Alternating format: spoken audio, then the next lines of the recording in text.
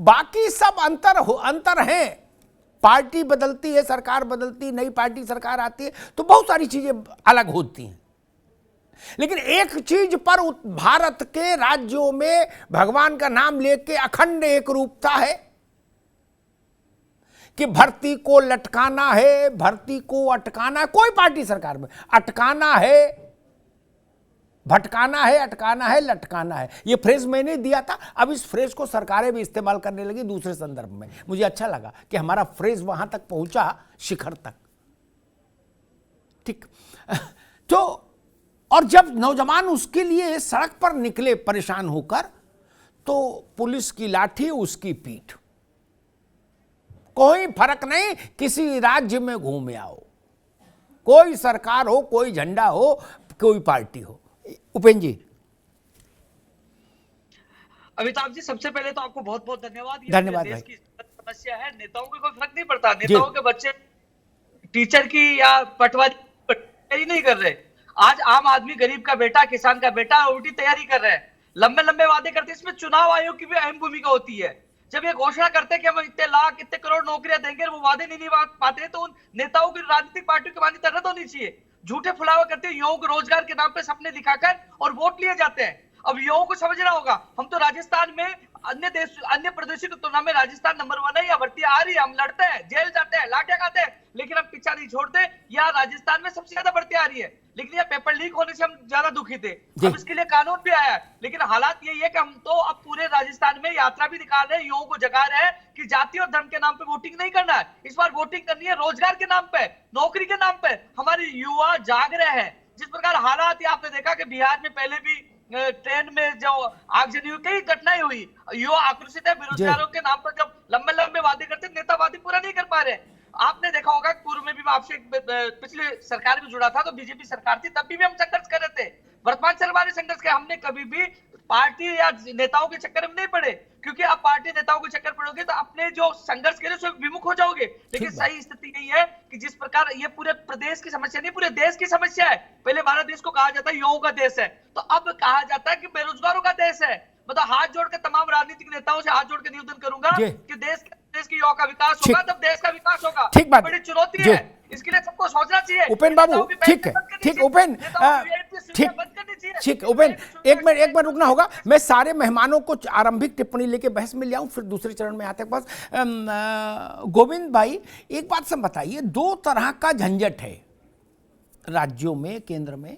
एक झंझट है, झंझट नंबर 1 ये कि भर्ती दबा के बैठ जाओ, ठीक, भर्ती की फाइल नीचे रख दो, क्या लाख हल्ला मत जारी। एक दूसरा ये है, ये मुझे लगता है दूसरा तरीका, ये भर्ती को मत रोको, जारी कर दो, उसका जो विज्ञापन निकलता है उसमें जानबूझ के कोई धारा उपधारा ऐसा दाएं बाएं फंसा दो और बाद में किसी कान फूंक दो, भैया जब मुकदमा कर दो, क्या गई भर्ती। हाई कोर्ट, सुप्रीम कोर्ट, खंडपीठ, सिंगल बेंच, डबल बेंच, फलानी बेंच, संविधान पीठ, लाखों का घर बिक गया, मकान बिक गए, दुकान बिक गए, वकील का पैसा चुकाते चुकाते भर्ती फिर भी नहीं हुई। गोविंद जी, ये हथकंडा मैं सब जगह देख रहा हूं, कोई राज्य इससे बरी नहीं। कम से कम उत्तर भारत के राज्यों के तो सारे जो बच्चे हैं उनके मैं संपर्क में खुद ही रहता हूं, दक्षिण ना सही। जी बिल्कुल सहमत हूं मैं आपकी बात से। और सरकार को ये भर्तियां तभी याद आती हैं जब कोई चुनाव होता है। आपको बड़ी अच्छी तरीके से, आपने कई बार उस मुद्दे को उठाया कि रेलवे की भर्ती 2019 चुनाव से जस्ट पहले लाई गई।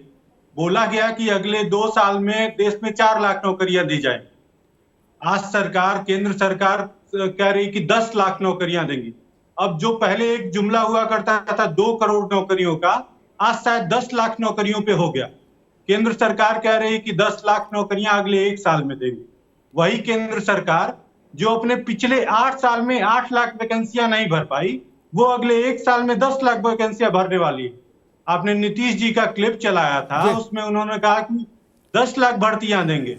उन्हीं की अभी पिछली सरकार 10 नहीं, उन्होंने कहा 10 और 10 प्लस 10 20 देंगे। 10 तेजस्वी की तरफ से, 10 हमारी तरफ से, मौज करो, 20 कर दी थी। जी चुनाव में उनकी तरफ से 19 लाख नौकरियों की बात कही गई थी, बाद में आरजेडी की तरफ से 10 लाख नौकरियों की बात की गई थी। तो भाई चुनाव आते ही तो इनको युवा याद आ जाते हैं, चुनाव आते ही इनको नौकरियां याद आती हैं, और चुनाव बीतते ही सबके मुद्दे अलग हो जाते हैं। सबको लगता है ठीक कि बात। जाति मजहब के नाम पे, धर्म के नाम पे आसानी से वोट पा जाएंगे, जी। और नौकरियां दे करके तो बड़ा लंबा प्रोसेस है। जी तो वो ठीक बात। शॉर्टकट चुनते जी। हैं, वो धर्म जाति की बात गोविंद जी करते आएंगे हैं। आपके पास। तो वो फिर इस बहस के अंत में मैं जब अपनी बात रखूंगा तब मैं इस बात पर भी थोड़ी बात जरूर आज करूंगा कि नौजवान को क्या करना चाहिए, सरकार को क्या करना चाहिए। इस पर तो मैं इतना बोल चुका कि वोकल कॉर्ड में स्वेलिंग आ गई, लेकिन कुछ नौजवान को भी करना चाहिए। क्या करना चाहिए आज मैं बोलूंगा। अजय सिंह जी, आप जिस कारण से सरकार में हैं, जो आपका सहयोगी दल है आरजेडी, वो बाकी किसी मुद्दे के चलते इतनी सीट नहीं पाया।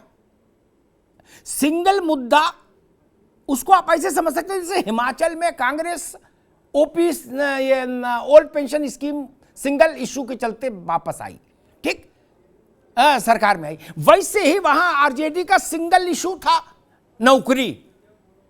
अब आरजेडी की सरकार, आरजेडी भी सरकार में है, आपकी सरकार, आप नीतीश बाबू मुख्यमंत्री हैं, डिप्टी हैं तेजस्वी जी। फिर बिहार में लाठी की स्थिति क्यों आ रही भाई? क्या बिहार में हर स्कूल में पर्याप्त मास्टर हो गए इसलिए अब जरूरत नहीं? क्या लेखपाल पटवारी पर्याप्त हो गए? क्या सिपाही पर्याप्त हैं? होमगार्ड पर्याप्त हैं? फिर लाठी की स्थिति क्यों आ रही? चलिए ठीक है, वो नहीं हो सकता, लेकिन 3 महीनों में अभी तक सरकार ने कोई रोड मैप जारी नहीं किया जिस पर कि अभ्यर्थियों को यह भरोसा हो सके कि हाँ ये काम ये करने वाले हैं।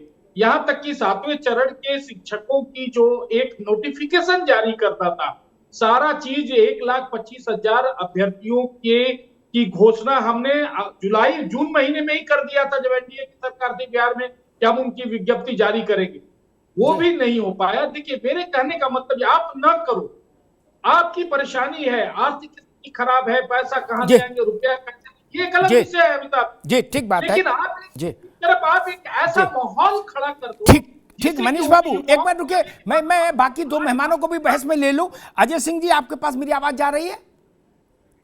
आजा। राम सिंह जी आपके पास जा रही है मेरी आवाज?